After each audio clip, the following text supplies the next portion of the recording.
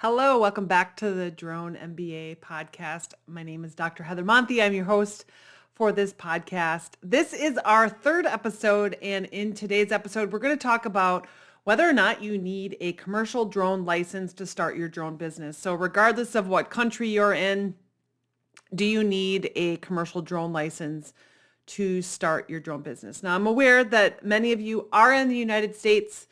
So here in the US, the commercial drone license is the FAA. It's the remote pilot certificate with the small unmanned aircraft systems, small aerial air systems rating, otherwise known as the drone pilot license. Okay.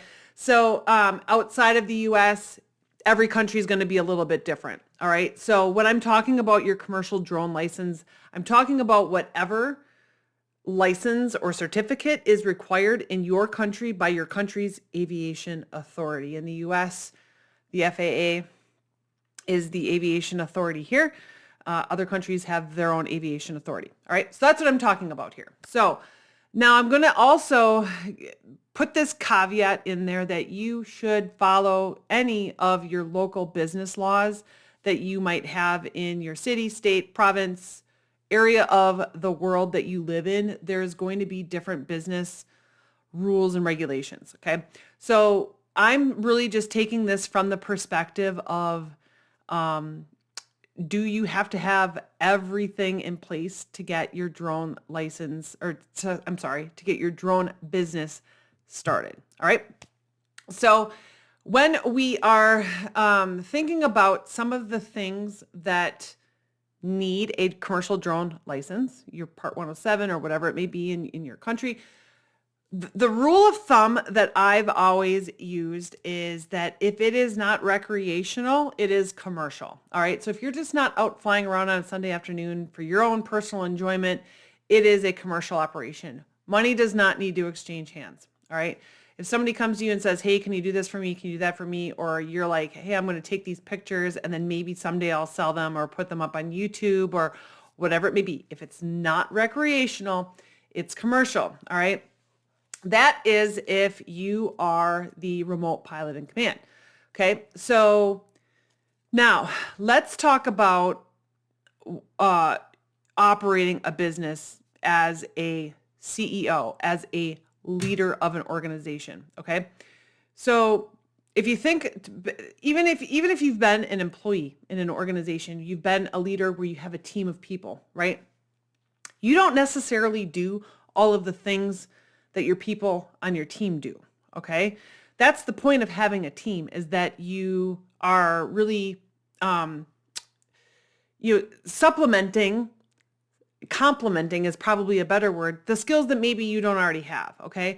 So when I think about, when I was working in the university setting, I worked in the university setting, college settings for a very long time, and worked as a VP, worked as a dean. All right. So I got a team of people that I'm working with here. I don't know how to do absolutely everything they know how to do. Okay. I know enough to help guide them and give them direction and help them get things done in the organization. But when I'm creating an educational program on, I've actually run cosmetology programs. Let's use that as a really good example. I am not a licensed cosmetologist. Okay. I have no business putting my hands on people and doing their hair. Okay. But I did have a team of cosmetologists working for me, running a cosmetology school, running an esthetician school. Okay. So I was really reliant on them to help educate me on the right and wrong ways of doing things. But then also I had to have some responsibility in going and learning a little bit about the industry and being able to guide the business forward in the right direction, right? But I was not a licensed cosmetologist. I didn't need to become one. The people that needed to be licensed are the people that are performing the services, they're touching human beings, they're doing all the things, okay? So same goes for a drone business, all right? So you at first might be doing all of the work. So yes, if you're going to be actually flying the drone, yes. If you're going to be creating videos and photographs and that sort of thing, yes, absolutely, you're going to need your remote pilot certification. Okay. So, but take it with that understanding that if you do have somebody else who has that you want to start a business with, you might not necessarily need to have the remote pilot certification. Now, it's not that hard to get it. It's a couple of days of studying, some good studying, learning airspace, learning the regulations, learning this world of aviation. Um, you can get your drone pilot license for whatever country you're in. All right. So let's talk about the pros of starting without having your drone license. Now, if you already have your Part 107 or your drone license, you can probably ignore this part here, but I mean, it does help. So the pros of starting without having your license already is that you can get your business going now. You can get it going quickly without having to wait to get licensed. Okay. But that means you need to outsource. So let's say you're doing drone videography. I think in the last episode, I used weddings as an example. If you're doing drone videography for weddings, now you need to outsource that to somebody else to actually get them to come to the wedding and do the capturing the video, right, with the drone, okay? So now you have to outsource it, all right? So you can get started, like let's say somebody comes to you on Thursday and says, I want to do this on Saturday, and you're able to go out and find somebody by Saturday, you can certainly outsource that, okay? So that's going to also help save with some of those initial costs, because you might not necessarily need to pay for, the training, spending the time on the studying and to get the certification. All right. So there's some initial cost savings in both time and money as well. So some of the pros of starting without a license is that you can get your business launched quickly. You can outsource it to people who already have the commercial drone license and a drone. And then it saves you some of that initial cost in both time and money in preparing for the exam. Okay. But then there are some cons of starting without a license. So you might not necessarily have all of the knowledge and all of your bases covered, because you might not know what you don't know. All right. So in the example of, when I was running a cosmetology school, not licensed, there was a lot of I don't know what I don't know. All right. So I really had to find people that I trusted and that I could ask questions to that would give me a straightforward answer. And sometimes that's difficult because I was their boss. And so not everybody feels comfortable telling their boss how it really is. Sometimes they want to say what they think their boss wants to hear. Okay. So you got to kind of think about it that way as well. So there's that limited knowledge of like just not knowing what you don't know. You're also dependent on other people. You're dependent on them showing up. So on Thursday, if somebody comes to you and says, I want to do this on Saturday, and you're like, great, I'll get somebody to do it. And you go and you try to find somebody, you found somebody, and then they don't show up. Okay. Sometimes that kind of stuff does happen.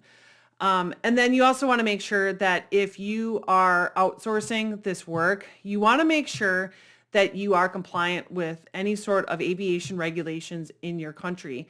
And there is that risk of noncompliance when you don't know what you don't know. Okay. So you don't want to end up doing stuff because you just didn't know. Ignorance is not an excuse. Okay.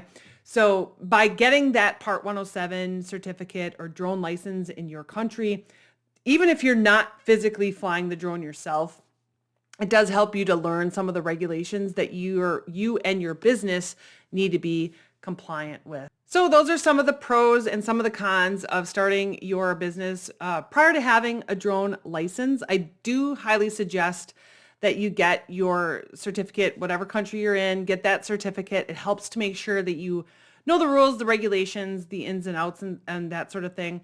And it also gives you some guidance on some of the things that you can do with your drone business. Like I said, even if you're not flying the drone yourself, if you're outsourcing that, totally fine. That's how you run a business. That's how you grow and you scale a business, is you start hiring people and delegating out work. But it does help for you to understand this world and know this world. So thanks for joining me in this episode of the Drone MBA podcast. Please make sure that you subscribe so that you can get future episodes delivered right to your podcast app. And maybe you could share this episode or this podcast with somebody that you think might find it helpful. Also, I've got a lot of really great stuff available for you on our website at flyelectricmonarch.com. Electric Monarch Drones is my drone education company.